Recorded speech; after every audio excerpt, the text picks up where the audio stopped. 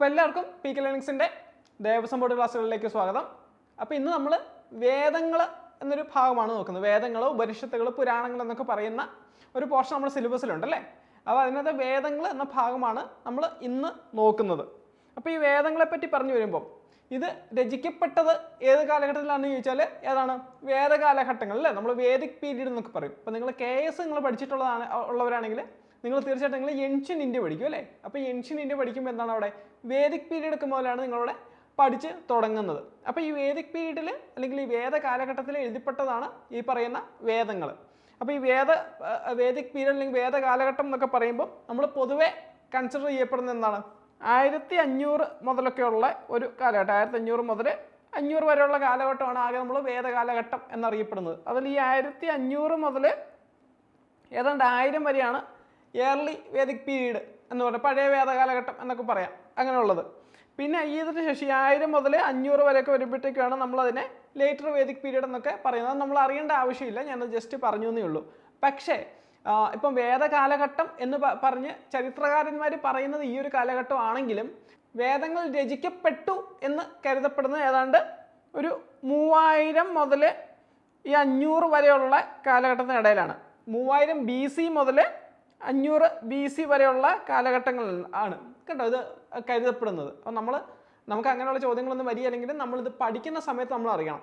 അപ്പോൾ ഈ എഴുതപ്പെട്ട ഇതിൻ്റെ ഒരു ഹിസ്റ്ററി ഒക്കെ പറഞ്ഞു വരുമ്പോഴത്തേക്കും ശരിക്കും പറഞ്ഞാൽ ഈ വേദങ്ങൾ ആരാണ് പറഞ്ഞു കൊടുക്കുന്നത്? ദൈവങ്ങൾ നേരിട്ട് ആർക്ക് പറഞ്ഞു കൊടുത്തു? മുനിമാർക്ക് പറഞ്ഞു കൊടുത്തു. അങ്ങനെ ആ മുനിമാർ ആരായി? അവർ ഋഷിവര്യന്മാരായി എന്നാണ് പറയുന്നത്. അതായത് മുനിമാർക്ക് ഈ വേദം ദൈവം പറഞ്ഞു കൊടുത്തതിന് ശേഷം അവരത് ഋഷിവര്യന്മാർ എന്ന രീതിയിൽ, അതായത് അത്രയും ജ്ഞാനം, സർവ്വജ്ഞാനമുള്ള അല്ലെങ്കിൽ അത്രയും ഒരു എന്നാ പറയുക എലൈറ്റ് ആയിട്ടുള്ള നോളജ് കിട്ടിയ ആളുകൾ, അവരാണ് ഋഷിവര്യന്മാർ എന്ന രീതിയിൽ അവരായി എന്നൊക്കെയാണ് പറയപ്പെടുന്നത്. അതുപോലെ തന്നെ ഈ വേദങ്ങളുടെ ഒരു പ്രത്യേകതയുണ്ട്. വേദങ്ങൾ എഴുതപ്പെട്ടിട്ടില്ല എന്നാണ് പറയുന്നത്. അതായത് ഇന്നത്തെ കാലത്ത് അത് എഴുതപ്പെട്ടതിലേക്ക് ഞാൻ വരാം. അപ്പം പണ്ട് അതിൻ്റെ വിശ്വാസം വെച്ചാൽ വേദങ്ങൾ എഴുതപ്പെടാറില്ല. വേദങ്ങൾ എങ്ങനെയാണ്? ചൊല്ലിക്കൊടുക്കുകയാണ് ചെയ്യുന്നത്. അതായത് ഈ ദൈവം ഋഷിവര്യന്മാർക്ക് ചൊല്ലിക്കൊടുത്ത പോലെ അവർ വരുന്ന തലമുറയ്ക്ക് ഇത് ചൊല്ലിക്കൊടുത്താണ് കൈമാറിയിരുന്നത് എന്നാണ് പറയുന്നത്. അതുകൊണ്ട് തന്നെ ഈ വേദങ്ങളെ എവിടെയാണ് കാറ്റഗറൈസ് ചെയ്യുന്നത് വെച്ചാൽ ശ്രുതികൾ എന്നാണ് പറയുന്നത് കേട്ടോ. ശ്രുതികളായിട്ടാണ് ഈ പറയുന്ന വേദങ്ങളെ കാറ്റഗറൈസ് ചെയ്യുന്നത്. അതായത് ഹൈന്ദവ ഗ്രന്ഥങ്ങളെ 2 രീതിയിലാണ് തിരിച്ചിരിക്കുന്നത്. ഒന്ന് ശ്രുതികളെന്നും മറ്റൊന്നാണ് സ്മൃതികൾ എന്നുള്ളത്. ശ്രുതികളും സ്മൃതികളും എന്ന രീതിയിൽ 2 രീതിയിലാണ് തിരിച്ചിട്ടുള്ളത്. ഇപ്പം സ്മൃതികളെ പറ്റി പറയുകയാണെങ്കിൽ നിങ്ങൾ കേട്ടിട്ടുണ്ടാവും അല്ലേ, മനുസ്മൃതി കേട്ടിട്ടുണ്ടോ? ഇപ്പോഴായിരിക്കും ചിന്തിക്കുന്നത് അല്ലേ, എൻ്റെ സ്മൃതി അല്ലേ, മനുസ്മൃതി. അതുപോലെ എന്താ നാരദ സ്മൃതിയുണ്ട്, വിഷ്ണു സ്മൃതിയുണ്ട്.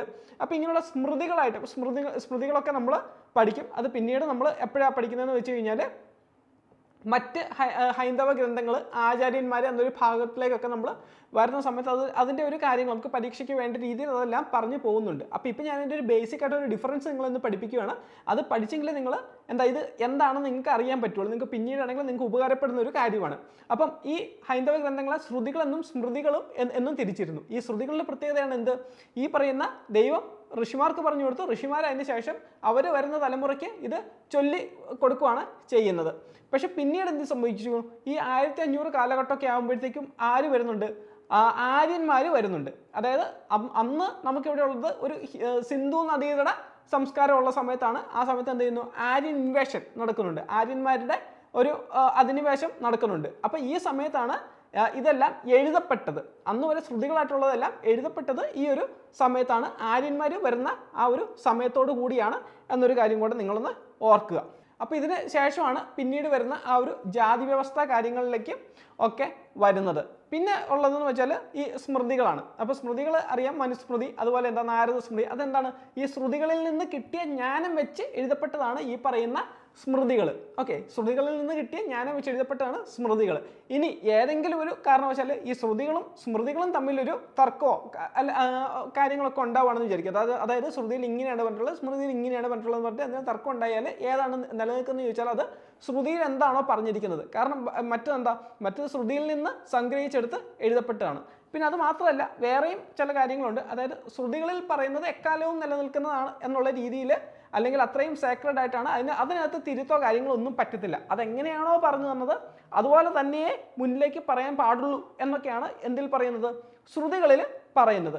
പക്ഷേ സ്മൃതികളിൽ എന്ത് ചെയ്യാം, അതിന് തെറ്റൊക്കെ പറ്റാനും ഒക്കെ സാധ്യതയുണ്ട് അല്ലെ. ഇപ്പോൾ പലരും പറയുന്നുണ്ട് മനുസ്മൃതി എടുത്ത് കത്തിക്കണം എന്നൊക്കെ പറയാറുണ്ട്. അപ്പോൾ അങ്ങനെയൊക്കെ പറയുമ്പോൾ എന്താ, മനുസ്മൃതിയിലും തെറ്റുപറ്റാം എന്നൊക്കെ ഉള്ളൊരു ഇതാണ് വരുന്നത് കേട്ടോ. അപ്പം സ്മൃതികൾ രണ്ടും എന്താണെന്നൊരു കാര്യം നിങ്ങൾക്കൊരു വ്യത്യസ്തത അല്ലെങ്കിൽ അതിൻ്റെ ഒരു കൃത്യമായൊരു കാര്യങ്ങൾ നിങ്ങൾ അറിഞ്ഞിരിക്കണം. അപ്പോൾ ഇനി നമുക്ക് എന്താണ് ഓരോന്നും കാര്യങ്ങളിലേക്ക് നമുക്ക് പോകാം. അപ്പോൾ ഇനിയിപ്പോൾ ഞാൻ പറഞ്ഞ കാര്യങ്ങളൊക്കെ നിങ്ങൾക്ക് വളരെ എളുപ്പം പിടികിട്ടും. അപ്പം നമുക്ക് ഏറ്റവും ആദ്യം വേദം അല്ലേ, വേദം എന്താണെന്ന് നമുക്കൊന്ന് ബേസിക് ആയിട്ട് കാര്യങ്ങളൊക്കെ നോക്കാം. അപ്പോൾ വേദം എന്നാൽ എന്താണ്, അറിവ് എന്നാണ് ഈ വേദത്തിൻ്റെ അർത്ഥം കേട്ടോ. വിദ് എന്ന വാക്കിൽ നിന്നാണ് ഈ പറയുന്ന വേദം എന്ന വാക്ക് വന്നത്. വിദ് എന്ന സംസ്കൃത പദത്തിൽ നിന്നാണ് എന്ത് വന്നത്, വേദം എന്ന വാക്ക് വന്നത് കേട്ടോ. അപ്പം വേദം എന്ന് വെച്ചാൽ അറിവ് എന്നാണ് അതിൻ്റെ അർത്ഥം. അതുപോലെ എന്താ, അപൗരശേയങ്ങളാണ് വേദങ്ങൾ എന്നാണ് പറഞ്ഞത്, അല്ലെങ്കിൽ വേദങ്ങൾ അപൗരശേയങ്ങളാണ് എന്നാണ് പറയുന്നത്. അതായത് എന്താ, മനുഷ്യനാൽ എഴുതപ്പെട്ടതല്ല എന്ന് അല്ലേ, അല്ലല്ലോ. നമ്മൾ നേരത്തെ പറഞ്ഞൊരു കാര്യമല്ലേ, അത് എന്താ, ദൈവം ഋഷിമാർക്ക് അല്ലെങ്കിൽ മുനിമാർക്ക് കൊടുക്കുന്നു, മുനിമാരത് പിന്നീട് എന്ത് ചെയ്യുക, അവർ ഋഷിമാരായി, അവർ പിന്നീട് വരുന്ന തലമുറയ്ക്കെല്ലാം പറഞ്ഞു കൊടുത്തുകൊണ്ടിരിക്കുന്നു. അതായത് സാധാരണ മനുഷ്യല്ല, ദൈവത്തിൽ നിന്ന് ട്രാൻസ്ഫർ ചെയ്ത് വന്നു എന്നുള്ള രീതിയിലാണ് ഇതിൻ്റെ സങ്കല്പങ്ങളും കാര്യങ്ങളും ഒക്കെ. അപ്പം ഇത് അപൗരുഷേയങ്ങളാണ് എന്നൊരു കാര്യം മനസ്സിലാക്കുക. അതായത് മനുഷ്യന്മാർ എഴുതപ്പെട്ടതല്ല, മനുഷ്യന്മാർ സൃഷ്ടിക്കപ്പെട്ടവയല്ല വേദങ്ങൾ എന്നുള്ളൊരു കാര്യം മനസ്സിലാക്കുക. അവ എന്താണ്, ശ്രുതികളാണ് കേട്ടോ. അപ്പോൾ എന്താണ് ശ്രുതി എന്ന കാര്യം നിങ്ങൾക്ക് മനസ്സിലായല്ലോ, ശരി. അപ്പം ഇനി വേദങ്ങൾ ഏതൊക്കെയാണ് വേദങ്ങൾ നിങ്ങൾക്കറിയാവുന്ന അല്ലേ. പ്രത്യേകിച്ച് സാമവേദം നിങ്ങൾക്കറിയാം അല്ലേ, സാമവേദം നിങ്ങൾ കേട്ടിട്ടുണ്ടാവും, പാട്ടൊക്കെ ഉണ്ട് അല്ലേ. സാമവേദം നാവിലുണർത്തിയ സ്വാമി എന്നൊക്കെ പറഞ്ഞ് പാട്ടൊക്കെ ഉണ്ട്. അതുപോലെ എന്താ, ഋഗ്വേദമുണ്ട്, പിന്നെ എന്താ യജുർവേദം, പിന്നെ എന്താ അഥർവവേദം. ഇങ്ങനെയുള്ള 4 വേദങ്ങളാണ് ബേസിക് ആയിട്ടുള്ളത് കേട്ടോ. ആകെയുള്ള വേദങ്ങൾ ഈ 4 വേദങ്ങളാണ്. അത് ഏതൊക്കെയാണെന്ന് വെച്ചാൽ ഏതൊക്കെയാണ്, സാമവേദം, ഋഗ്വേദം, അഥർവവേദം, യജുർവേദം എന്നിങ്ങനെ 4 വേദങ്ങളാണ് ആകെ ഉള്ളത്. ഇപ്പോൾ നമ്മൾ ആയുർവേദം അങ്ങനെയുള്ള കാര്യങ്ങളൊക്കെ എടുത്താൽ അത് ഏതിൻ്റെ ഭാഗമായിട്ടാണ് വരുന്നത്, അത് അഥർവവേദത്തിൻ്റെ ഭാഗമായിട്ടാണ് ഈ പറയുന്ന ആയുർവേദം അതെല്ലാം വരുന്നത് കേട്ടോ. അപ്പോൾ ആ കാര്യം മനസ്സിലാക്കാം. അതിലേക്ക് നമ്മൾ നോക്കുന്നുണ്ട്, നമുക്ക് ചെല്ലാം. അപ്പോൾ ഇതോടൊപ്പം കൗടില്യൻ്റെ അഭിപ്രായത്തിൽ ത്രിവേദങ്ങൾ ഏതൊക്കെയാണെന്ന് നമ്മൾ നോക്കുകയാണെങ്കിൽ ഏതൊക്കെയാണ്, സാമവേദം, ഋഗ്വേദം, യജുർവേദം എന്നിങ്ങനെയാണ് കൗടില്യൻ്റെ അഭിപ്രായത്തിലെ ത്രിവേദമായിട്ട് പറയുന്നത്. അതുപോലെ തന്നെ പഞ്ചവേദങ്ങൾ എന്നൊക്കെ പലരും പറയാറുണ്ട്. ഇപ്പോൾ പഞ്ചവേദങ്ങൾ എന്ന് അതൊരു സാധാരണ നിർവചനത്തിൽ പഞ്ചവേദമില്ല, ചതുർവേദം മാത്രമേ ഉള്ളൂ. അപ്പം ഈ പഞ്ചവേദങ്ങൾ ഏതൊക്കെയാണെന്ന് ചോദിച്ചാൽ ഏതൊക്കെയാണ്, സാമവേദം, ഋഗ്വേദം, യജുർവേദം, അഥർവവേദം, ഇതിഹാസവേദം. പക്ഷെ നിങ്ങളിത് ഞാൻ ഇങ്ങനൊരു സംഭവം കൂടെ ഉണ്ട് എന്ന് പറയാൻ വേണ്ടി ഈ ഒരു പോയിന്റ് ഇൻക്ലൂഡ് ചെയ്തതാണ്. അപ്പം ഇതിഹാസവേദം എന്നൊരു കാര്യം കൂടെ ഉണ്ട്. പക്ഷേ നിലവിൽ അല്ലെങ്കിൽ ജനറലി ഇത് എടുക്കുന്നത് എങ്ങനെയാണ്, ചതുർവേദം എന്നേ എടുക്കാറുള്ളൂ. അത് നമ്മൾ ആദ്യം പറഞ്ഞ സാമവേദം, അതുപോലെ എന്താ ഋഗ്വേദം, യജുർവേദം, അതുപോലെ അഥർവവേദം എന്നിവ ഉൾപ്പെടുന്നതാണ് ഈ പറയുന്ന 4 വേദങ്ങൾ കേട്ടോ. അപ്പം ആ ഒരു കാര്യം കൂടെ ഒന്ന് നിങ്ങൾ ഓർമ്മയിൽ വെച്ചോളുക. അപ്പം ഇനി നമ്മൾ വേദസാഹിത്യത്തിലേക്ക് വരുമ്പം ഈ വേദസാഹിത്യത്തെ 3 ഘട്ടങ്ങളായിട്ടാണ് കേട്ടോ തിരിക്കുന്നത്. വേദസാഹിത്യത്തെ തിരിക്കുന്നത് 3 ഘട്ടങ്ങളായിട്ടാണ്. അതായത് ഒന്ന് സംഹിതകളുടെ കാലം, അതിനുശേഷം ബ്രാഹ്മണങ്ങളുടെ കാലം, അതിനുശേഷം ഉപനിഷത്തുകളുടെ കാലം. സംഹിതകളുടെ കാലം, ബ്രാഹ്മണങ്ങളുടെ കാലം, അതുപോലെ തന്നെ എന്താണ് ഉപനിഷത്തുകളുടെ കാലം എന്നിങ്ങനെ 3 ആയിട്ടാണ് ഈ പറയുന്ന വേദസാഹിത്യത്തെ തിരിക്കുന്നത്. അപ്പോൾ ഈ സംഹിത എന്നൊക്കെ പറയുമ്പോഴത്തേക്കും അത് മന്ത്രങ്ങളുടെ ഒരു കൂട്ടും ഒക്കെയാണ് സംഹിത എന്നുകൊണ്ട് ഉദ്ദേശിക്കുന്നത്. ഇതിനോടനുബന്ധമായി വരുന്നതാണ് ബ്രാഹ്മണങ്ങൾ. അതായത് എങ്ങനെയാണ് പൂജകൾ നടപ്പിലാക്കേണ്ടത് എന്നൊക്കെയുള്ള കാര്യമാണ് ഈ പറയുന്ന ബ്രാഹ്മണങ്ങൾ എന്നൊക്കെ പറയുന്നത്. ഉപനിഷത്തുകൾ പിന്നീട് വരുന്നതാണ്, നമ്മൾ അടുത്ത ക്ലാസ്സിൽ ഉപനിഷത്തുകളൊക്കെ ഡിസ്കസ് ചെയ്യുന്നുണ്ട്. അപ്പം നമുക്കിനിയിപ്പോൾ സംഹിതകളിലേക്ക് വരുവാണെങ്കിൽ നമ്മൾ പറഞ്ഞല്ലേ, മന്ത്രങ്ങളുടെ സമാഹാരമാണ് സംഹിതകൾ. അപ്പോൾ ഇതിൽ എന്താണ്, 4 വേദങ്ങളും ഇതിൽ ഉൾപ്പെടുന്നുണ്ട് എന്നൊരു കാര്യം കൂടെ മനസ്സിലാക്കുക. ഏതാണെന്ന് ചോദിച്ചാൽ ഋഗ്വേദ സംഹിത, സാമവേദ സംഹിത, യജുർവേദ സംഹിത, അഥർവവേദ സംഹിത. നമ്മൾ നേരത്തെ കണ്ട 4 വേദങ്ങൾ, അതിൻ്റെ സംഹിത ഇതിൽ ഉൾപ്പെടുന്നുണ്ട് എന്ന് നിങ്ങൾ മനസ്സിലാക്കുക. അപ്പം സംഹിതകളിൽ എത്ര വേദം ഉൾപ്പെടുന്നു എന്ന് ചോദിച്ചാൽ, എത്ര വേദമാണെന്ന് ചോദിച്ചാൽ എത്രയാണ്, 4 വേദങ്ങളാണ് സംഹിതകളിൽ ഉൾപ്പെടുന്നതൊരു കാര്യം നിങ്ങൾ മനസ്സിലാക്കുക. പിന്നെ നമ്മൾ ബ്രാഹ്മണങ്ങളിലേക്ക് വരുവാണെങ്കിൽ നമ്മൾ പറഞ്ഞല്ലേ, പൂജാ രീതികൾ അല്ലെങ്കിൽ പൂജാവിധികൾ കാര്യങ്ങളൊക്കെ നിർണ്ണയിക്കുന്ന എന്തിൻ്റെ അടിസ്ഥാനത്തിലാണ് വെച്ചാൽ എന്തിൻ്റെ അടിസ്ഥാനത്തിലാണ്, ബ്രാഹ്മണങ്ങളെ അടിസ്ഥാനമാക്കിയാണ് ഈ കാര്യങ്ങളൊക്കെ നിശ്ചയിക്കുകയും തീരുമാനിക്കുകയെല്ലാം ചെയ്യുന്നത്. അതായത് മന്ത്രങ്ങളും സ്തോത്രങ്ങളും പൂജാവിധികളും ഒക്കെ നിശ്ചയിക്കപ്പെട്ടിരിക്കുന്നത് ബ്രാഹ്മണങ്ങളിലാണ്. അതുപോലെ തന്നെ വേദത്തിൻ്റെ ആദ്യ വ്യാഖ്യാനമാണ് ഈ പറയുന്ന ബ്രാഹ്മണങ്ങൾ. അതുപോലെ തന്നെ ബ്രാഹ്മണങ്ങൾ എന്ത് ചെയ്യുന്നത്, ഈ മന്ത്രങ്ങളെ യജ്ഞത്തിനായിട്ട് ഉപയോഗിക്കുന്നത് ഈ പറയുന്ന ബ്രാഹ്മണങ്ങളുടെ ഡയറക്ഷൻസ് പ്രകാരമാണ്. ഓക്കെ, അപ്പം ആ ഒരു കാര്യം നമ്മൾ അത്രയും ഡീറ്റെയിലോട്ട് അറിയേണ്ട. നമ്മൾ ഇനി അതിനകത്ത് ഉള്ള പോയിന്റുകൾ ഞാൻ ഓരോന്നും പറഞ്ഞുതരാം. ഇനി ഋഗ്വേദത്തോടൊപ്പം ചേർക്കപ്പെട്ട ബ്രാഹ്മണങ്ങൾ ഏതൊക്കെയാണെന്ന് നമുക്ക് നോക്കാം. ഏതൊക്കെയാണ്, ഐത്രേയ ബ്രാഹ്മണം, അതുപോലെ തന്നെ കൗശിതകി ബ്രാഹ്മണം. ഇത്രയാണ്, ഈ രണ്ടുമാണ് ഋഗ്വേദത്തോടൊപ്പം ചേർക്കപ്പെട്ടിരിക്കുന്ന ബ്രാഹ്മണങ്ങൾ. ഋഗ്വേദത്തോടൊപ്പം ചേർക്കപ്പെട്ടിരിക്കുന്ന ബ്രാഹ്മണങ്ങൾ എത്രയെന്ന് വെച്ചാൽ 2 എണ്ണമാണ്. അത് ഏതൊക്കെയാണെന്ന് വെച്ചാൽ ഐത്രേയ ബ്രാഹ്മണവും അതുപോലെ തന്നെ എന്താ കൗശിതകി ബ്രാഹ്മണവുമാണ്. ഇങ്ങനെ 2 ബ്രാഹ്മണങ്ങളാണ് ഈ പറയുന്ന ഋഗ്വേദത്തോടൊപ്പം ചേർത്തിട്ടുള്ളത്. ഇനി സാമവേദത്തോടൊപ്പം ചേർത്തിരിക്കുന്ന ബ്രാഹ്മണങ്ങൾ ഏതൊക്കെയാണെന്ന് വെച്ചാൽ ഏതൊക്കെയാണ്? താണ്ഡ്യ മഹാബ്രാഹ്മണവും അതുപോലെ തന്നെ ഷഡ്വിംശ ബ്രാഹ്മണം അതുപോലെ ജൈമിനീയ ബ്രാഹ്മണം എന്നിങ്ങനെ 3 ബ്രാഹ്മണങ്ങളാണ് ഈ പറയുന്ന സാമവേദത്തോടൊപ്പം ചേർത്തിരിക്കുന്നത് കേട്ടോ. സാമവേദത്തോടൊപ്പം ചേർത്തിരിക്കുന്നത് ഈ പറയുന്ന 3 ബ്രാഹ്മണങ്ങളാണ്. താണ്ഡ്യ മഹാബ്രാഹ്മണം, ഷഡ്വിംശ ബ്രാഹ്മണം, ജൈമിനീയ ബ്രാഹ്മണം. ഇനി യജുർവേദ സംഹിതയിലേക്ക് വരുമ്പോഴത്തേക്ക് അവിടെ ഉണ്ടാവുന്ന ഏതാണ്? ശതപഥം ബ്രാഹ്മണമാണ് കേട്ടോ. ശതപഥം ബ്രാഹ്മണമാണ്. അതുപോലെ തന്നെ നിങ്ങൾ മനസ്സിലാക്കേണ്ട ഒരു കാര്യം എന്ന് വെച്ചാൽ ഈ യജുർവേദം 2ആയിട്ട് തരംതിരിക്കുന്നുണ്ട്. അതായത് ഒന്ന് കറുത്ത യജുർവേദം, വെളുത്ത യജുർവേദം എന്ന് പറയുന്നുണ്ട്. ഈ കറുത്ത യജുർവേദമാണ് കൃഷ്ണ യജുർവേദ എന്ന് പറഞ്ഞത്. കാരണം എന്താ? കൃഷ്ണ എന്ന് പറഞ്ഞാൽ കറുപ്പ് എന്നാണ് അർത്ഥം. അപ്പം കറുത്ത യജുർവേദം എന്ന് വെച്ചാൽ കൃഷ്ണ യജുർവേദയാണ്. അതുപോലെ വെളുത്ത യജുർവേദ എന്നതിന് ശുക്ല യജുർവേദ എന്ന് പറയാറുണ്ട്. അപ്പം ഇങ്ങനെ 2 രീതിയിലാണ് ഈ പറയുന്ന യജുർവേദം തിരിച്ചിരിക്കുന്നത് കേട്ടോ. അതായത് ഏതൊക്കെയാണ്? കൃഷ്ണ യജുർവേദ, ശുക്ല യജുർവേദ എന്നിങ്ങനെ 2ആയിട്ടാണ് ഈ പറയുന്ന യജുർവേദം തിരിച്ചിട്ടുള്ളതെന്നൊരു കാര്യം ഓർക്കുക. അപ്പോൾ അതിൽ ഈ ശുക്ല യജുർവേദ അല്ലെങ്കിൽ വെളുത്ത യജുർവേദത്തിലാണ് എന്ത് അടങ്ങിയിട്ടുള്ളത്? ഈ പറയുന്ന ശതപഥം ബ്രാഹ്മണം അടങ്ങിയിട്ടുള്ളത്. ഇനി അതിനകത്തൊരു ഡിഫറൻസ് എന്ന് വെച്ചാൽ ഇത്രേ ഉള്ളൂ. അതായത് കൃഷ്ണ യജുർവേദ അല്ലെങ്കിൽ കറുത്ത യജുർവേദയിൽ ഉൾപ്പെടുത്തിയിരിക്കുന്ന എന്താണെന്ന് വെച്ചാൽ അതിനകത്ത് മന്ത്രങ്ങളും അതിൻ്റെ വ്യാഖ്യാനങ്ങളും ഉൾപ്പെടുത്തിയിട്ടുണ്ട്. അതായത് ഒരു അൺഅറേഞ്ച്ഡ് ഫോമിലാണ് ഈ പറയുന്ന കൃഷ്ണ യജുർവേദ ഉള്ളത്. ഇനി ശുക്ല യജുർവേദ അല്ലെങ്കിൽ വെളുത്ത യജുർവേദയിലേക്ക് വരുമ്പോൾ അതിൽ മന്ത്രങ്ങൾ മാത്രമേ ഉള്ളൂ. വളരെ അറേഞ്ച്ഡ് ചെയ്തിട്ടാണ് അത് കമ്പോസ് ചെയ്തിട്ടുള്ളത്. അതായത് അതിനകത്ത് മന്ത്രങ്ങൾ മാത്രമേ ഉള്ളൂ. അതിൻ്റെ വിശദീകരണങ്ങൾ കാര്യങ്ങളൊന്നും തന്നെ വരുന്നില്ല. ഇതാണ് ഈ പറയുന്ന യജുർവേദത്തിലെ ശുക്ല യജുർവേദയും അതുപോലെ കൃഷ്ണ യജുർവേദയും തമ്മിലുള്ള വ്യത്യാസം. കൃഷ്ണ യജുർവേദത്തിലാണ് എന്തുള്ളത്? ഈ പറയുന്ന എക്സ്പ്ലനേഷൻ ഉൾപ്പെടെ ഉള്ളത്. മന്ത്രങ്ങളും അതിൻ്റെ വ്യാഖ്യാനങ്ങളും ഉള്ളത് ഏതിലാണെന്ന് വെച്ചാൽ കൃഷ്ണ യജുർവേദത്തിലാണെന്നൊരു കാര്യം നിങ്ങൾ ഓർക്കുക. ഇനി അഥർവവേദ സംഹിതയോടൊപ്പം ഉള്ളതെന്ന് വെച്ചാൽ എന്താണ്? ഗോപദ ബ്രാഹ്മണമാണ്. അഥർവവേദ സംഹിതയോടൊപ്പം ഉള്ള ബ്രാഹ്മണം ഏതൊക്കെയാണ്? ബ്രാഹ്മണങ്ങൾ ഏതാണ്? ഗോപദ ബ്രാഹ്മണമാണെന്നൊരു കാര്യം കൂടെ നിങ്ങൾ ഓർമ്മയിൽ വെക്കുക. അപ്പോൾ ഇനി നമ്മൾ അടുത്തത് ഇതിൻ്റെ ഭാഗമായിട്ടുള്ള ആരണ്യകങ്ങളിലേക്ക് വരുമ്പോഴാണ്. ഈ ആരണ്യകത്തിൽ അതൊരു പൂജാവിധി കാര്യങ്ങളൊന്നുമല്ല അതിൽ പറഞ്ഞത്. അതിലൊരു തത്വചിന്ത എന്നൊരു ഘടകമാണ് അതിൽ ഉൾപ്പെടുന്നത്. അതായത് ഇപ്പം മനുഷ്യൻ്റെ ജീവിതം എടുക്കുമ്പോൾ അതിൽ എന്തായിട്ടാണ് 4ആയിട്ടാണ് ഈ ഒരു ഹൈന്ദവ രീതിയിൽ തരംതിരിക്കുന്നത് അല്ലേ? അതായത് ബ്രഹ്മചര്യ, ഗൃഹസ്ഥ, വാനപ്രസ്ഥ, സന്യാസ എന്നിങ്ങനെ തിരിക്കുന്നുണ്ട്. ഇതിലെ ഗൃഹസ്ഥയ്ക്ക് ശേഷം വരുന്നൊരു ഘട്ടമാണ് വാനപ്രസ്ഥ. അതായത് വനവാസം പോലുള്ള കാര്യങ്ങളിലേക്ക് വരുന്നത് സന്യാസയ്ക്ക് മുമ്പായിട്ട്, സന്യാസത്തിന് മുന്നേ ആയിട്ട്.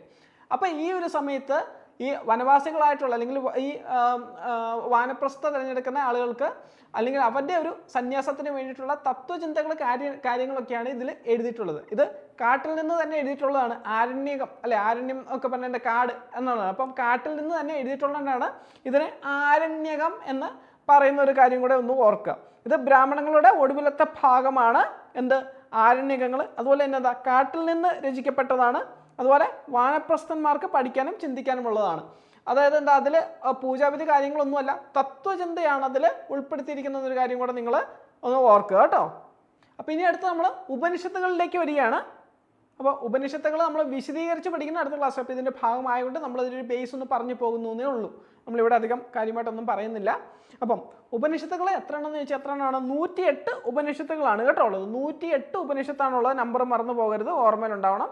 108 ഉപനിഷത്തുകളാണ് ഉള്ളത്. അതുപോലെ തന്നെ ഇത് രചിക്കപ്പെട്ട കാലഘട്ടം എന്ന് ചോദിച്ചാൽ 800 BC 800-നും BC 500-നും ഇടയിലായിട്ടാണ് ഇത് രചിക്കപ്പെട്ടിട്ടുള്ളത്. ഉപനിഷത്തുകൾ രചിക്കപ്പെട്ടുള്ള കാലഘട്ടം. അതുപോലെ തന്നെ പ്രധാന ഉപനിഷത്തുകൾ ഏതൊക്കെയാണെന്ന് ചോദിച്ചാൽ ഏതൊക്കെയാണ്?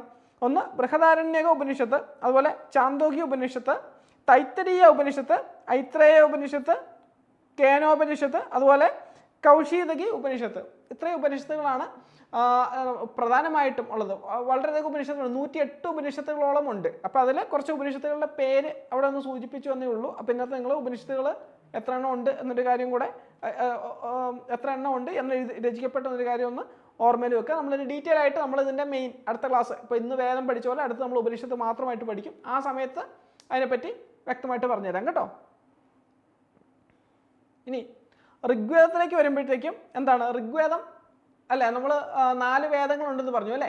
ഋഗ്വേദം, യജുർവേദം, സാമവേദം, അഥർവവേദം. അതിലെ ഏറ്റവും ആദ്യത്തെ വേദമാണ് ഈ പറയുന്ന ഋഗ്വേദം. ഇത് എത്രയായിട്ട് തിരിച്ചത്? 10 മണ്ഡലങ്ങളായിട്ടാണ് തിരിച്ചിരിക്കുന്നത്. 10 ചാപ്റ്റേഴ്സ് എന്നൊക്കെ പറയാം. അപ്പോൾ ഇങ്ങനെ 10 മണ്ഡലങ്ങളായിട്ടാണ് ഈ പറയുന്ന ഋഗ്വേദം തിരിച്ചിട്ടുള്ളത്. ഇതിൽ 2 മുതൽ 9 വരെ ഉള്ളതാണ് പ്രാചീനമായിട്ടുള്ളത്. ഏറ്റവും പഴക്കം ചെന്നത് 2 മുതൽ 9 വരെ ഉള്ളതാണ്. പിന്നീട് വരുന്ന 1ഉം 10ഉം ഉണ്ടല്ലേ, അതെങ്ങനെ സംഭവിച്ചു ചോദിച്ചാൽ അത് കൂട്ടിച്ചേർക്കപ്പെട്ടതാണ്. അമെൻമെന്റ്, ഇന്ന് നിങ്ങൾ കോൺസ്റ്റിറ്റ്യൂഷൻ അമെൻമെന്റ് എന്നൊക്കെ പഠിക്കുമല്ലോ. അപ്പോൾ എന്ന് പറഞ്ഞ പോലെ തന്നെ അന്ന് സംഭവിച്ചൊരു അമെൻമെന്റ് കാര്യങ്ങളൊക്കെ, അന്ന് അങ്ങനെ പേരൊന്നുമില്ല. അപ്പോൾ അത് പിന്നീട് കൂട്ടിച്ചേർക്കപ്പെട്ടതാണ്. ഈ പറഞ്ഞ 1ാമത്തെയും 10ാമത്തെയും ഒക്കെ പിന്നീട് കൂട്ടിച്ചേർക്കപ്പെട്ടതാണ്. അതുപോലെ പുരുഷ സൂക്തം എന്ന് പറയുന്ന ഒരു ഭാഗം ഉൾപ്പെടുന്ന എവിടെയെന്ന് വെച്ചാൽ അത് ഋഗ്വേദത്തിലെ 10ാം മണ്ഡലത്തിലാണ്. ഋഗ്വേദത്തിലെ 10ാം മണ്ഡലത്തിലാണ് എന്ത് ഉൾപ്പെടുത്തിയിരിക്കുന്നത്? പുരുഷ സൂക്തം ഉൾപ്പെടുത്തിയിരിക്കുന്നത് കേട്ടോ. അപ്പോൾ ഈ പുരുഷ സൂക്തത്തിൽ പരാമർശിച്ചിരിക്കുന്നത് എന്താണെന്ന് ചോദിച്ചാൽ എന്താണ്? പ്രകൃതി ശക്തികളെയും അതുപോലെ അവയിൽ നിന്ന് എങ്ങനെ സഹായം ലഭിക്കാം എന്നൊക്കെയുള്ള കാര്യങ്ങളും ഒക്കെയാണ് എന്തിൽ ഉൾപ്പെടുത്തിയിരിക്കുന്നത്? പുരുഷ സൂക്തത്തിൽ ഉൾപ്പെടുത്തിയിരിക്കുന്ന ഒരു കാര്യം ഓർക്കുക. അപ്പോൾ അതേതാണ്? ഋഗ്വേദത്തിന്റെ ഭാഗമാണ് എന്ത്? പുരുഷ സൂക്തം. ഋഗ്വേദത്തിലെ 10ാം മണ്ഡലത്തിൽ ഉൾപ്പെടുത്തിയിരിക്കുന്നതാണ് എന്ത്? പുരുഷ സൂക്തം എന്ന കാര്യം ഓർക്കുക. അപ്പോൾ എന്താ, ഏതൊക്കെയാണ് പുതുതായിട്ട് കൂട്ടിച്ചേർത്തതെന്ന് ചോദിച്ചാൽ 1ാമത്തതും 10ാമത്തതുമായിട്ടുള്ള ഭാഗങ്ങളാണ് അല്ലെങ്കിൽ മണ്ഡലങ്ങളാണ് എന്ത്? കൂട്ടിച്ചേർക്കപ്പെട്ടത്. അപ്പോൾ 2 മുതൽ 9 വരെയാണ് യഥാർത്ഥത്തിലുള്ളത്. അതിനുശേഷം 1ഉം 10ഉം അത് പിൽക്കാലത്ത് കൂട്ടിച്ചേർക്കപ്പെട്ടതാണ്. ഇതിലെ 10ാമത്താണ് എന്ത്? പുരുഷ സൂക്തം. ഈ പുരുഷ സൂക്തം എന്താണ് പറയുന്നതെന്ന് ചോദിച്ചാൽ എന്താണ്? എങ്ങനെ പ്രകൃതി ശക്തിയിൽ നിന്നും നമുക്ക് സഹായം ലഭിക്കാം, അല്ലെങ്കിൽ പ്രകൃതി ശക്തികളെ പറ്റി വിശദീകരിക്കുന്നതും ആ പ്രകൃതി ശക്തിയിൽ നിന്ന് എങ്ങനെ സഹായം ലഭിക്കാനുള്ള കാര്യമൊക്കെ പറയുന്നത് ഏതിലാണ്? ഈ പറയുന്ന പുരുഷ സൂക്തത്തിലാണ് കേട്ടോ. അതോടൊപ്പം തന്നെ ഇന്ത്യയിൽ അന്നത്തെ സമയത്ത് അല്ലെങ്കിൽ അന്നത്തെ ഒരു ഭാരതത്തിന്റെ ഭാഗത്ത് നിലനിന്നിരുന്ന ചില ഇക്കോണമി കാര്യങ്ങളൊക്കെ ഉണ്ടല്ലോ, ട്രേഡ്, ഇക്കോണമി, അതുപോലുള്ള കാര്യങ്ങളൊക്കെ തന്നെ ഇതിനകത്ത് പരാമർശിക്കുന്നുമുണ്ട്. അപ്പോൾ ഇത്രയാണ് പുരുഷ സൂക്തത്തെ പറ്റി നമുക്ക് പറയാനുള്ളത്. അപ്പോൾ ഇനി നമുക്ക് ഋഗ്വേദം കഴിഞ്ഞു. ഇനി എന്താ, നമ്മൾ സാമവേദ സംഹിതയിലോട്ട് പോവുകയാണ്. അപ്പം സാമവേദത്തിൽ എന്താണ്? അതിനകത്ത് പാട്ടല്ലേ, നമ്മൾ ആ ഒരു പാട്ടിൻ്റെ കാര്യം പറഞ്ഞു, സാമവേദ നാവിലുണർത്തിയ സ്വാമി എന്നൊക്കെ പറഞ്ഞ് എന്താണ്? പാട്ടാണല്ലേ. അപ്പോൾ ഈ സാമവേദ സംഹിതയിലും എന്താണ്? സ്തോത്രങ്ങളാണ് ഇതിനകത്ത് ഉൾപ്പെടുത്തിയിട്ടുള്ളത്. സാമവേദ സംഹിതയിൽ ഉൾപ്പെടുത്തിയിരിക്കുന്ന സ്തോത്രങ്ങളും സ്തുതികളും പോലുള്ള കാര്യങ്ങളൊക്കെ തന്നെയാണ് കേട്ടോ. അപ്പോൾ ആ കാര്യം ഒന്ന് ഓർമ്മ വെക്കുക. സ്തോത്രങ്ങൾ അല്ലെങ്കിൽ സ്തുതികളൊക്കെയാണ് ഇതിൽ ഉൾപ്പെടുത്തിയിരിക്കുന്നത്, ഓർമ്മ വെക്കുക. അപ്പോൾ ഇതിൽ ഋഗ്വേദത്തിലെ മന്ത്രങ്ങളെ സംഗീതമായിട്ട് ആലപിക്കുന്ന അല്ലെങ്കിൽ സ്തോത്രമായിട്ട് അത് ആലപിക്കുന്ന രീതിയും കാര്യങ്ങളൊക്കെ പറയുന്നത് ഏതിലാണെന്ന് ചോദിച്ചാൽ ഏതിലാണ്? ഈ പറയുന്ന സാമവേദ സംഹിതയിലാണ് കേട്ടോ. ഋഗ്വേദത്തിലെ മന്ത്രങ്ങളെ സ്തോത്രങ്ങളായിട്ടും സ്തുതികളായിട്ടൊക്കെ അല്ലെങ്കിൽ ആലപിക്കുന്ന കാര്യങ്ങൾ പറയുന്നത് ഏതിലാണെന്ന് ചോദിച്ചാൽ ഏതിലാണ്? സാമവേദ സംഹിതയിലാണെന്നൊരു കാര്യം കൂടെ ഒന്ന് ഓർമ്മ വെക്കുക. ഇത് നമ്മൾ യജുർവേദ സംഹിതയിലോട്ട് വരുമ്പോൾ ഇതിനെ നമ്മൾ എന്തെന്ന് പറഞ്ഞു? 2ആയിട്ട് തരംതിരിക്കുന്നു എന്ന് പറഞ്ഞിരുന്നു അല്ലേ. അപ്പോൾ യാഗങ്ങളും കർമ്മങ്ങളും ഒക്കെ എങ്ങനെ നടത്തണം എന്നൊക്കെ പ്രതിപാദിക്കുന്നത് ഈ പറയുന്ന യജുർവേദ സംഹിതയിലാണ് എന്നൊരു കാര്യം ഓർക്കുക. യജുർവേദത്തിലാണ് ഈ പറയുന്ന യാഗങ്ങളും കർമ്മങ്ങളൊക്കെ എങ്ങനെ നടത്തണം എന്ന് പറഞ്ഞത്. ഇതിൽ കൂടുതലും എന്ത് തന്നെയാണ്? ഈ പറഞ്ഞ ഗദ്യ രൂപത്തിലുള്ള മന്ത്രങ്ങൾ കാര്യങ്ങളൊക്കെയാണ് ഈ പറയുന്ന യജുർവേദയിൽ കൂടുതലും ഉള്ളത്. അതുപോലെ തന്നെ ഇത് 2 രീതിയിൽ തരംതിരിക്കാം. ഏതൊക്കെയാണ്? കറുത്ത യജുർവേദവും വെളുത്ത യജുർവേദം. നമ്മൾ നേരത്തെ പറഞ്ഞു അല്ലേ. കറുത്ത യജുർവേദം എന്ന് പറയും കൃഷ്ണ യജുർവേദ എന്ന് പറയും. അതുപോലെ തന്നെ വെളുത്ത യജുർവേദം എന്ന് പറയും ശുക്ല യജുർവേദ എന്ന് പറയും. അപ്പം ഈ വെളുത്ത യജുർവേദത്തിൽ എന്തേ ഉള്ളൂ എന്ന് നമ്മൾ പറഞ്ഞു? സൂക്തങ്ങൾ മാത്രമേ ഉള്ളൂ എന്ന് പറഞ്ഞു. മറ്റേൽ എന്തുണ്ട്? സൂക്തങ്ങളും അതിൻ്റെ ആൻസർ കീ ഉണ്ടല്ലേ. സൂക്തങ്ങളും അതിൻ്റെ വ്യാഖ്യാനങ്ങളും വരുന്ന ഏതിലാണ്? കൃഷ്ണ യജുർവേദത്തിലാണ് എന്നൊരു കാര്യം കൂടെ ഓർക്കുക. ഇനി അഥർവവേദ സംഹിതയിലോട്ട് വരുമ്പം എന്തൊക്കെയാണ്? അത് ഒരു ബ്ലാക്ക് മാജിക് പോലുള്ള കാര്യങ്ങൾ, ഈ ബ്ലാക്ക് മാജിക് പോലെയുള്ള കാര്യങ്ങൾ, അതുപോലെ ആയുർവേദ പോലുള്ള കാര്യങ്ങൾ കേട്ടോ. ആ ഒരു കാര്യം കൂടെ ഓർക്കുക. ബ്ലാക്ക് മാജിക്കും ആയുർവേദം ഇപ്പോൾ രണ്ട് സൈഡാണ്. അപ്പം അതൊന്നും മാറിപ്പോകരുത്. അപ്പം ഈ ബ്ലാക്ക് മാജിക് പോലുള്ള കാര്യങ്ങൾ അതുപോലെ തന്നെ ആയുർവേദ പോലുള്ള കാര്യങ്ങളൊക്കെ പ്രതിപാദിക്കുന്ന ഏതിലാണ് ചോദിച്ചാൽ ഏതിലാണ്? അത് അഥർവവേദ സംഹിതയിലാണ് കേട്ടോ. അഥർവവേദ സംഹിതയിലാണ്. അപ്പോൾ ഇതിലെന്താണ്? ഭൂതപ്രേത പിശാചുകളുടെ നിയന്ത്രണം എന്നുള്ള കാര്യം ഉൾപ്പെടുത്തിയിരിക്കുന്ന ഏതിലാണെന്ന് ചോദിച്ചാൽ അത് അഥർവവേദ സംഹിതയിലാണ്. അതുപോലെ ആയുർവേദത്തെ പറ്റി പരാമർശമുള്ളത് അല്ലെങ്കിൽ ആയുർവേദ ആ ഒരു കാര്യങ്ങളെ പറ്റിയൊക്കെ പറയുന്ന ഏതിലാണെന്ന് ചോദിച്ചാൽ അതും ഏതിൽ തന്നെയാണ്? ഈ പറയുന്ന അഥർവവേദ സംഹിതയിൽ തന്നെയാണ്. ഓക്കെ. അപ്പോൾ ഇതിൽ 20 പുസ്തകങ്ങൾ അതുപോലെ 75 സ്തോത്രങ്ങൾ എന്ന രീതിയിലാണ് ഇത് തിരിച്ചിട്ടുള്ളത് എന്നൊരു കാര്യം കൂടെ ഒന്ന് ഓർക്കുക. അപ്പോൾ ഇനി നമുക്ക് ഇതിൻ്റെ ഉപവേദങ്ങളിലേക്ക് വരാം. അപ്പോൾ ഉപവേദങ്ങളിലേക്ക് വരുമ്പം എന്തൊക്കെയാണ് ഉപവേദങ്ങൾ എന്ന് ചോദിച്ചാൽ ഇതൊക്കെയാണ്? ആയുർവേദം, അതുപോലെ തന്നെ ധനുർവേദം, ഗന്ധർവവേദം, അതുപോലെ തന്നെ ശില്പവേദം, ഇങ്ങനെയുള്ള കാര്യങ്ങളാണ്. ശില്പവേദം പോലുള്ള കാര്യങ്ങളാണ് ഈ പറഞ്ഞ ഉപവേദങ്ങളായിട്ട് ഉൾപ്പെടുന്നത്. അപ്പോൾ ആയുർവേദം ഏതിൻ്റെ ഉപവേദമാണ്? ഏതിൻ്റെ? നമ്മൾ നേരത്തെ പറഞ്ഞു അല്ലേ, ഏതിൻ്റെ? അഥർവവേദത്തിൻ്റെ ഉപവേദമാണ് എന്ത്? ആയുർവേദം. അപ്പോൾ അതിൽ എന്തൊക്കെയാണ് പരാമർശിക്കുന്നത്? രോഗവും അതിൻ്റെ ചികിത്സ, അത് ഔഷധങ്ങൾ പോലുള്ള കാര്യങ്ങൾ പരാമർശിക്കുന്ന ഈ പറഞ്ഞ ആയുർവേദമാണ്. അത് ഏത് വേദത്തിൻ്റെ ഭാഗം എന്ന് വെച്ചാൽ അഥർവവേദത്തിൻ്റെ ഭാഗമാണ് കേട്ടോ. ഇനി ധനുർവേദത്തിലോട്ട് വരുവാണെങ്കിൽ അതെന്താണ്, യുദ്ധതന്ത്രങ്ങൾ കാര്യങ്ങൾ ഒക്കെ പരാമർശിക്കുന്ന ഈ പറയുന്ന ധനുർവേദത്തിലാണ്. അത് ഏതിൻ്റെ ഭാഗമാണ്, യജുർവേദയുടെ ഭാഗമാണ് ഈ പറയുന്ന ധനുർവേദ കേട്ടോ. ധനുർവേദ ഏതിൻ്റെ ഉപവേദമാണെന്ന് ചോദിച്ചാൽ ഏതിൻ്റെയാണ്, യജുർവേദയുടെ ഉപവേദമാണ് ഈ പറയുന്ന ധനുർവേദ കേട്ടോ. അപ്പോൾ അതിൽ പരാമർശിക്കുന്നത്, ധനുർവേദയിൽ പരാമർശിക്കുന്ന യുദ്ധതന്ത്രങ്ങൾ കാര്യങ്ങളൊക്കെയാണ് ഈ പറയുന്ന ധനുർവേദയിൽ പരാമർശിക്കുന്നത്. ഇനി നമ്മൾ അടുത്തത് ഗന്ധർവവേദ എന്ന് പറയുമ്പോൾ അതിൽ എന്തൊക്കെയാണ് നിങ്ങൾ കാണുന്നത്, സംഗീതം, കല എന്നൊക്കെ കാണുന്നുണ്ട്. അപ്പോൾ തന്നെ നമുക്ക് മനസ്സിലാക്കല്ലേ ഏതുമായിട്ട് ബന്ധപ്പെടുന്നതാണ്, അത് സാമവേദവുമായിട്ട് ബന്ധപ്പെടുന്നതാണ് കേട്ടോ. ഗന്ധർവവേദത്തിൻ്റെ ഭാഗമായിട്ട് വരുന്നതാണ് സംഗീതം, കലയൊക്കെ. അത് ഏതിൻ്റെ ഭാഗമെന്ന് വെച്ചാൽ അത് ഏതിൻ്റെയാണ്, സാമവേദത്തിൻ്റെ ഭാഗമാണ്. അതായത് ഡാൻസ്, അതുപോലെ മ്യൂസിക്, അതിനോടൊപ്പം തന്നെ എന്താണ്, രാഗം, താളം, ഇതുപോലുള്ള കാര്യങ്ങളൊക്കെ പെടുന്നത് ഈ പറയുന്ന ഗന്ധർവവേദത്തിലാണ്. ഗന്ധർവവേദം എന്ന ഉപവേദയാണ്. അത് വരുന്ന ഏതിലാണെന്ന് ചോദിച്ചാൽ, അല്ലെങ്കിൽ ഈ ഗന്ധർവവേദ ഏതിൻ്റെ ഉപവേദം എന്ന് ചോദിച്ചാൽ ഏതിൻ്റെയാണ്, സാമവേദത്തിൻ്റെ ഉപവേദമാണ്. ഇനി അടുത്ത വരുന്നതാണ് ശില്പവേദ. ശില്പവിദ്യ, വാസ്തുശില്പം പോലുള്ള കാര്യങ്ങളൊക്കെ വരുന്നതാണ്. ഇതും ഏതിൻ്റെ ഭാഗം എന്ന് വെച്ചാൽ ഇതും അഥർവവേദയുടെ ഭാഗമാണ്. അതുകൊണ്ട് പിശാചുകളുടെ ആ ഒരു നിയന്ത്രണം കാര്യങ്ങളൊക്കെ ഏതിലാണ് വരുന്നത് വെച്ചാൽ അത് അഥർവവേദയാണ്. അതുപോലെ തന്നെ ഏതാണ്, ആയുർവേദം പരാമർശിക്കുന്നത്, അല്ലെങ്കിൽ ആയുർവേദം ഏതിൻ്റെ ഉപവേദം എന്ന് ചോദിച്ചാൽ ഏതിൻ്റെ ഉപവേദമാണ്, അത് അഥർവവേദയുടെ ഉപവേദമാണ്. അതുപോലെ തന്നെ ശില്പവിദ്യ കാര്യങ്ങൾ അതൊക്കെ പരാമർശിക്കുന്ന ഏതാണെന്ന് ചോദിച്ചാൽ ഏതിൻ്റെ, അല്ലെങ്കിൽ അത് ഏതിൻ്റെ ഉപവേദം എന്ന് ചോദിച്ചാൽ ഏതിൻ്റെ ഉപവേദമാണ്, അതും ഈ പറയുന്ന അഥർവവേദയുടെ ഭാഗമാണ് കേട്ടോ. അപ്പോൾ ഇത്രയും കാര്യങ്ങൾ നിങ്ങൾക്ക് ക്ലിയർ ആണ്. നമ്മൾ വേദങ്ങൾ എന്ന ക്ലാസ്സിൽ ഇത്രയും ഇമ്പോർട്ടൻ്റ് ആയിട്ടുള്ള കാര്യങ്ങളാണ് നമ്മൾ നോക്കുന്നത്. അപ്പോൾ ഇനി നമുക്ക് അടുത്ത ക്ലാസ്സിൽ ഉപനിഷത്തുകളാണ് നമ്മൾ കവർ ചെയ്യുന്നത്. അപ്പോൾ നമുക്ക് അടുത്ത ക്ലാസ്സിൽ കാണാം. പിന്നെ ക്ലാസ്സിന് ശേഷം നിങ്ങൾക്ക് PDF നിങ്ങളുടെ ടെലഗ്രാം ഗ്രൂപ്പിൽ കിട്ടും. അപ്പോൾ ടെലഗ്രാം ഗ്രൂപ്പിൽ നിന്ന് നിങ്ങൾക്ക് PDF ഡൗൺലോഡ് ചെയ്യാം. ഓക്കെ, അപ്പം നമുക്ക് അടുത്ത ക്ലാസ്സിൽ കാണാം. താങ്ക്